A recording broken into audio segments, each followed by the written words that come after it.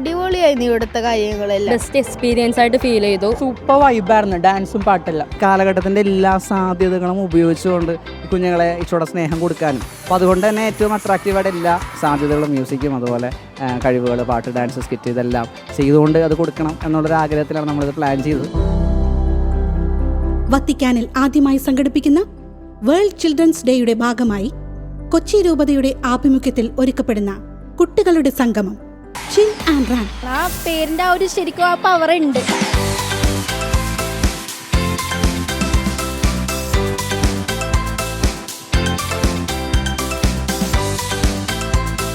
Chill and run, chill with Christ, run for Christ. ഇന്ന് രാത്രി 9 മണിക്ക്.